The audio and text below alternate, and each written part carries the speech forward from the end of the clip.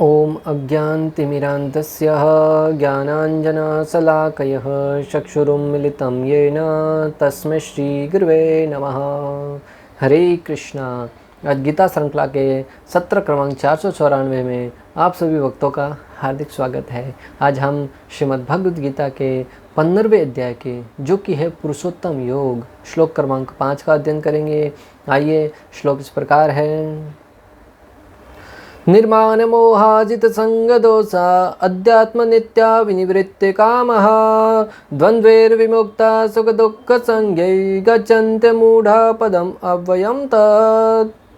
अर्थात जो झूठी प्रतिष्ठा, मोह तथा कुसंगति से मुक्त है, जो शाश्वत तत्व को समझने वाला है, जिन्होंने भौतिक काम को नष्ट कर दिया है, जो सुख तथा दुख के द्वंद्व से मुक्त है और जो मोह रहित होकर परम पुरुष के शरणागत होना जानते हैं, वे उस शाश्वत राज्य को प्राप्त होते हैं।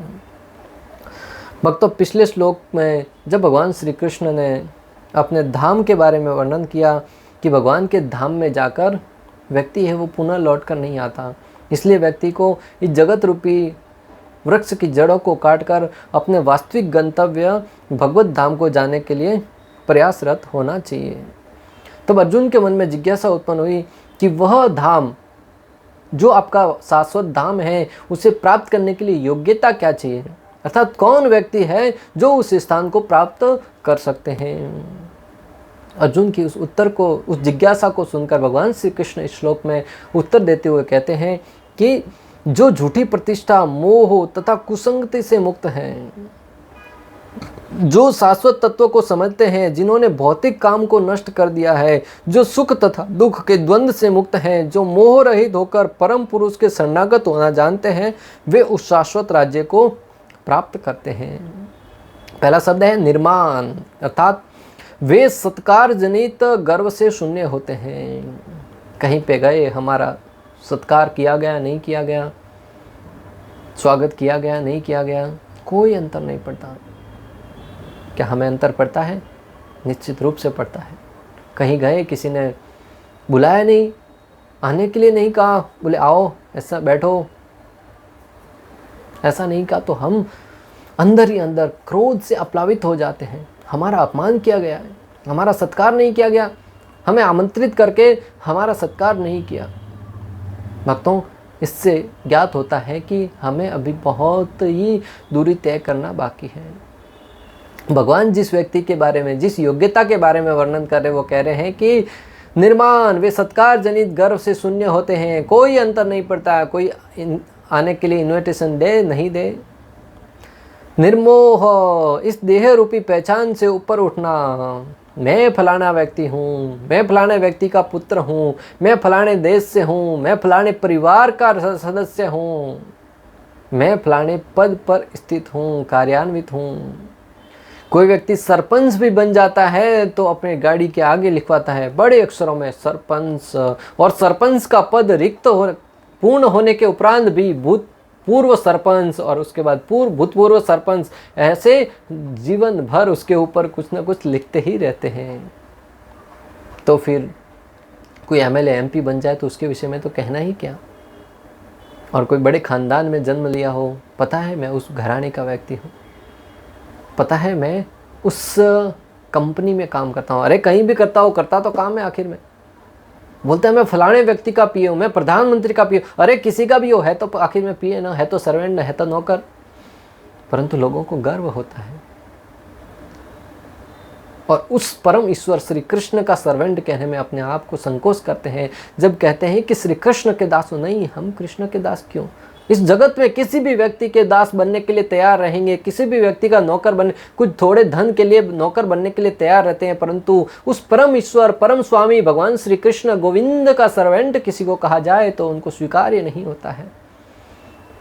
ये दर्शाता है कि हम आध्यात्मिक जीवन के प्रति कितने सचेत हैं, आध्यात्मिक जीवन को कितना सीरियसली ले रहे हैं। तो यहाँ पे कहा गया निर्मोह, इस देह रूपी पहचान से ऊपर उठना। अपनी पहचान एक ही है, कृष्ण का दास हूँ। जब इस पहचान पर आकर व्यक्ति रुक जाएगा ना, तब समझेगा कि वो इस योग्यता के लिए उपयोगी है। जित संग दोषा, पत्नी व अन्यों के प्रति स्नेह आदि से मुक्त होना, पारिवारिक स्नेह से ऊपर उठना। जित संग दोषा, व्यक्ति भले देश से प्रेम करता हो न करो, अपने परिवार से तो हर एक व्यक्ति प्रेम करता है। अपने पुत्रों से, भले खुद का पुत्र काना हो, लूला हो, लंगड़ा हो, कैसा भी हो, परंतु सबको अपना पुत्र प्यारा लगता है। एक बार एक स्कूल की घटना भक्तों, बच्चे प्रतिदिन स्कूल जाते थे। अभी तो कोरोना काल चल रहा है, तभी स्कूल खुला था। कोरोना पे तो स्कूल बंद है, घर से ही ऑनलाइन पढ़ाई कर रहे हैं। बच्चे सवेरे ही निकल जाते थे, टिफ़िन साथ में लेके जाते थे। एक बार एक बच्चा था, वो स्कूल में टिफ़िन लेके जाना भूल गया। तो उसके पिता ने जब देखा कि उसका बच्चा भूल गया है, तो उसने उसका बाजू वाला बेटा के पिताजी जा रहे थे स्कूल में टिफ़िन देने, उसके साथ भेज दिया। और उस बाजू वाले जो टिफ़िन लेके जा रहा था, उसने कहा कि मैं आपके बच्चे को पहचानूंगा कैसे? तो बोले कि उस क्लास में जो सबसे सुंदर लड़का होगा ना, वही मेरा बेटा है, उसको आप टिफ़िन दे दीजिएगा। बोले कि जो सबसे सुंदर लड़का होगा उसको टिफ़िन दे देना। उस व्यक्ति ने कहा ठीक है। वो गया, विद्यालय गया और टिफ़िन दे के लौट आया। शाम को बच्चा आग बबूला होकर घर पे आया, पिताजी को डांटते हुए कहने लगा, रौब जमाते हुए, बोले पिताजी आप मुझसे इतना ही प्यार करते हैं, बस आज मैं टिफ़िन लेके जाना भूल गया तो आप देने आना भी उचित नहीं समझा। उसके पिताजी ने कहा मैंने टिफ़िन भेजा तो बेटा आपका, वो अंकल आ रहे थे उसके हाथ से भेजा था। बोले नहीं, मुझे तो किसी ने नहीं दिया। दूसरे दिन उसके पिताजी मुँह में ताव लगा के, जो उसके नज़दीक से गुजरने वाले व्यक्ति का टाइम था, उसी समय वहाँ पे आकर खड़े हो गए। कहने लगे कि बोले तुमने कल मेरे बेटे को टिफ़िन क्यों नहीं दिया? बोले मैं तो दिया तो सही। बोले किसको दिया? बोले आपने ही तो कहा था जो सबसे सुंदर लड़का उसको दे देना, मैंने दे दिया। बोले कौन था सुंदर लड़का? बोले ये मेरा सिंटू। बोले ये तेरा सिंटू, काना कोचरा, ये तुमको सुंदर लगा? तो बोले तुम्हारा बेटा कौन सा हीरो है? कहने का तात्पर्य यह है भक्तों, प्रत्येक व्यक्ति को अपना बेटा ही सबसे सुंदर लगता है, भले वो काना कोचरा ही क्यों ना हो। इससे यहाँ पर समझ सकते हैं कि जो व्यक्ति पारिवारिक स्नेह से ऊपर उठ जाता है, उस व्यक्ति की योग्यता, यहाँ पर भगवान श्री कृष्ण कह रहे हैं कि वो भगवान के धाम में आने के लिए योग्य होता है।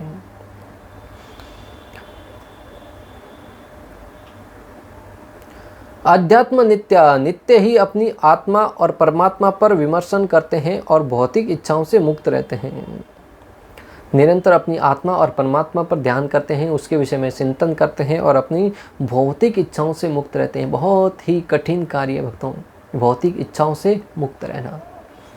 प्रत्येक व्यक्ति भौतिक इच्छाओं के प्रति बहुत ही आप्लावित रहता है।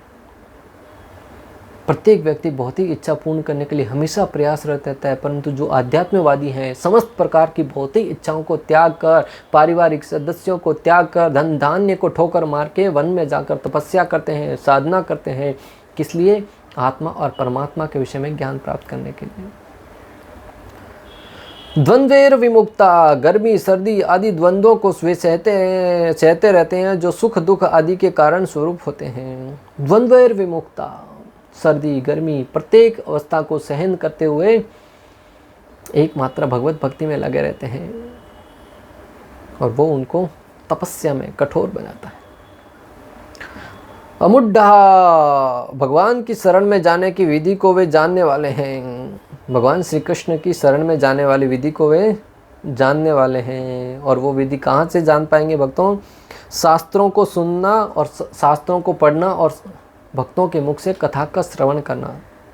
जब हम भगवत भक्तों के संग में बैठकर भगवत गीता, भागवतम, चैतन्य चरितामृत जैसे आदि अनेक ग्रंथों का अध्ययन करते हैं, उसके विषय में ज्ञान प्राप्त करते हैं, तब हम जान पाते हैं कि भगवान कौन है, हम कौन हैं, भगवान का हमारा संबंध क्या है, किस प्रकार हम उस भगवान श्री कृष्ण के दिव्य धाम को प्राप्त कर सकते हैं, और उसे प्राप्त करने के लिए किसे प्रयासरत होना चाहिए। इस सब के विषय में हम तभी जान पाएंगे जब शास्त्रों को पढ़ेंगे। एक बच्चा अपने पिता के बारे में कहाँ से जानेगा? मान लीजिए बच्चा नन्हा सा है, उसके पिता उसके जन्म के बाद से ही किसी अन्य देश में गए हुए हैं धन कमाने के उद्देश्य से। कुछ समय के बाद जब उसके थोड़ा बड़ा होता है, उसको पता चलता है कि पिता नाम की भी कोई चीज़ होती है। प्रत्येक व्यक्ति का पिता है, प्रत्येक बच्चे के जो उसके साथ में खेलता है, पढ़ता है, उसके पिता है। बोलते मम्मी घर पे जाके बोलता है मेरे पिताजी कौन है? तो उस बच्चे को अपने पिता के बारे में जानने का आसान तरीका क्या होगा भक्तों? अपनी माता से पूछेगा, बोले माता मेरा पिता कौन है, स्वाभाविक है माता उसको बता देगा, फलाना फलाना व्यक्ति तुम्हारे पिताजी हैं, वो वहाँ पर रहते हैं, उस समय आएंगे।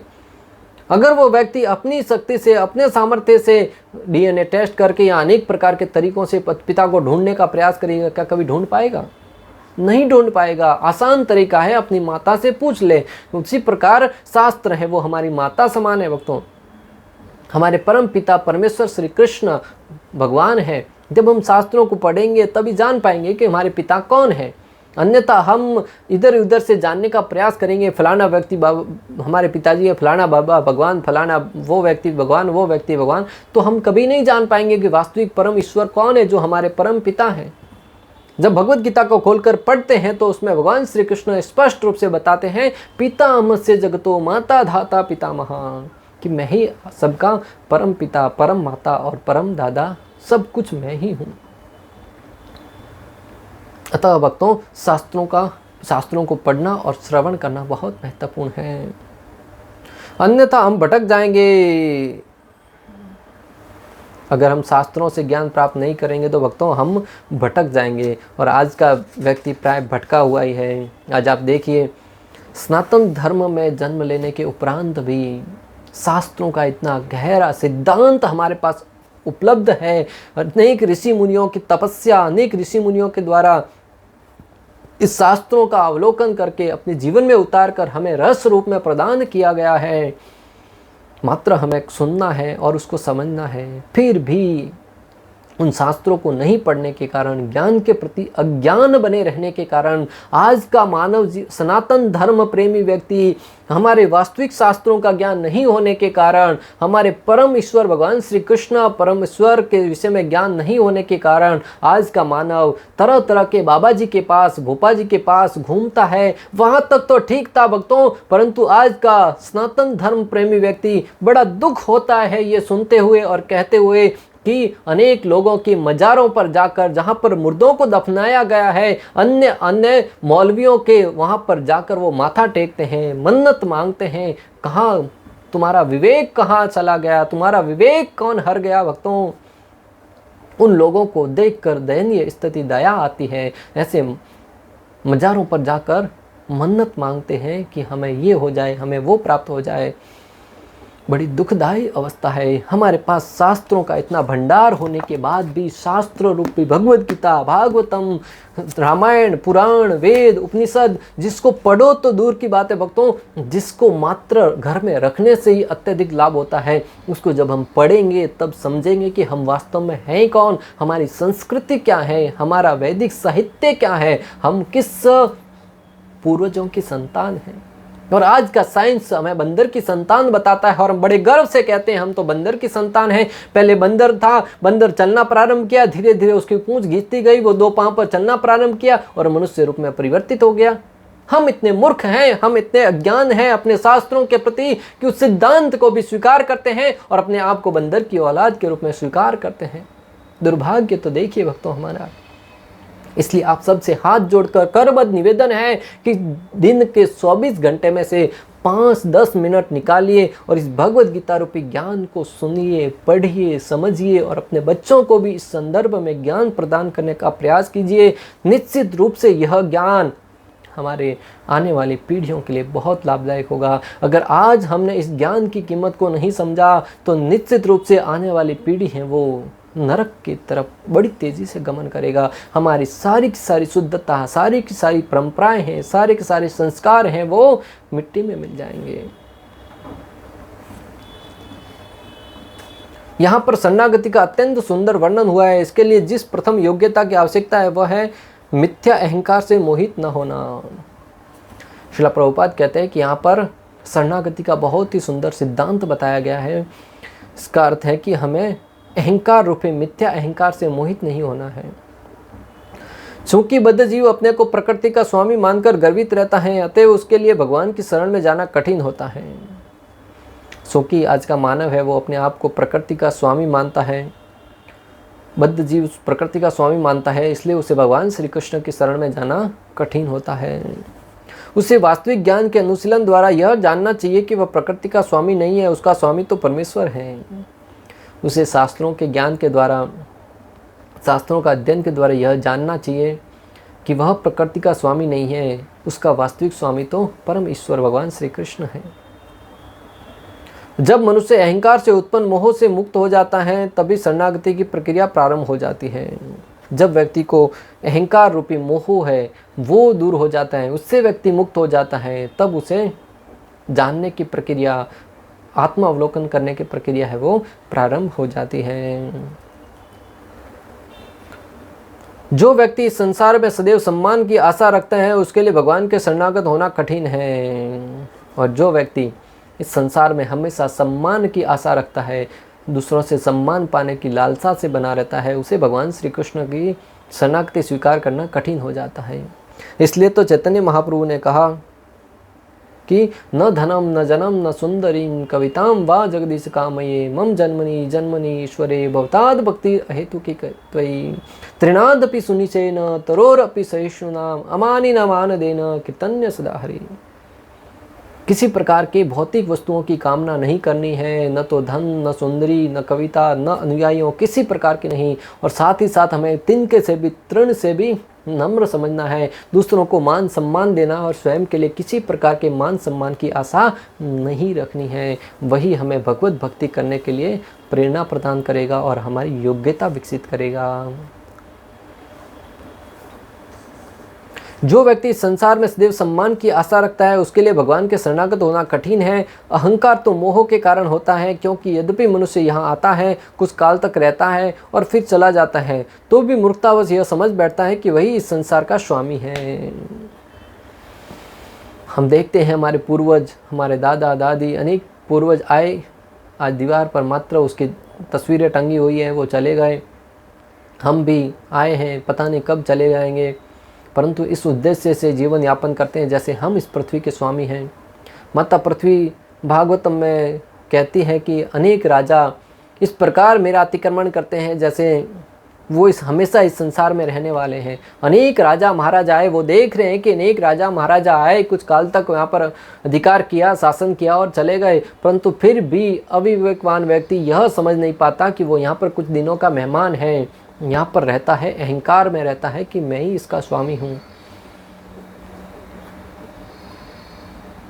इस तरह वह सारी परिस्थितियों को जटिल बना देता है और सदैव कष्ट उठाता रहता है। और इस प्रकार वह सारी परिस्थितियों को बहुत ही जटिल बना देता है और हमेशा कष्ट उठाता रहता है। सारा संसार इसी भ्रांत धारणा के अंतर्गत आगे बढ़ता है। लोग सोचते हैं कि यह भूमि या पृथ्वी मानव समाज की है और उन्होंने भूमि का विभाजन इस मिथ्या धारणा से कर रखा है कि वे इसके स्वामी हैं। प्रत्येक व्यक्ति सोचता है कि ये जमीन का टुकड़ा मेरा है, ये घर मेरा है, ये परिवार मेरा है। इस धारणा से वो पृथ्वी देवी का विभाजन कर दे रहता है, ये तेरा, ये मेरा, ये तेरा, ये मेरा। और इस प्रकार से जीवन यापन करते हैं जैसे वो इस पृथ्वी के स्वामी हैं, परंतु उनको कौन बताए कि तुम्हारे जैसे स्वामी कहीं आए और कहीं चले गए। मनुष्य को इस भ्रम से मुक्त होना चाहिए कि मानव समाज ही इस जगत का स्वामी है। मनुष्य को इस भ्रांत धारणा से ऊपर उठना चाहिए, मुक्त हो जाना चाहिए कि वो ही इस पृथ्वी का स्वामी है। मनुष्य को इस भ्रम से मुक्त होना चाहिए कि मानव समाज ही इस जगत का स्वामी है। जब मनुष्य इस प्रकार की धारणा, भ्रांत धारणा से मुक्त हो जाता है तो वह पारिवारिक, सामाजिक तथा राष्ट्रीय स्नेह से ऊपर कुसंगतियों से मुक्त हो जाता है।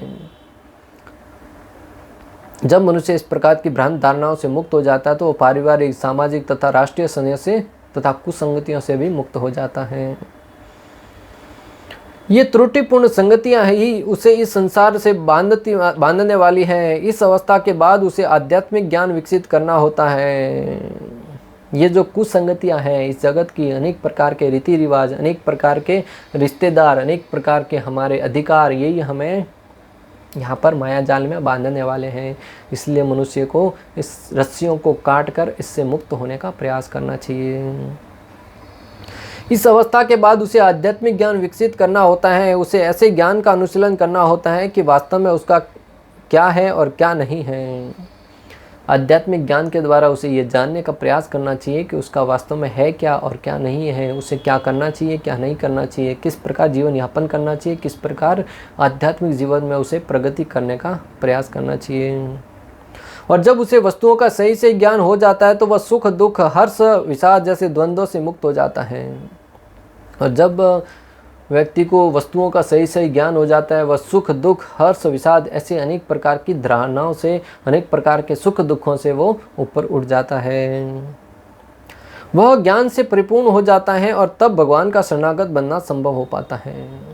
और वह ज्ञान से परिपूर्ण हो जाता है, और जब व्यक्ति को ज्ञान हो जाता है तो वो भ्रांत धारणाओं से ऊपर उठ जाता है और वो भगवान श्री कृष्ण का शरणागत भक्त बन जाता है। और जो व्यक्ति भगवान श्री कृष्ण के शरणों में चले जाता है, भगवान की शरणागति स्वीकार करता है, वह व्यक्ति जीवन का सर्वोच्च लाभ प्राप्त करता है।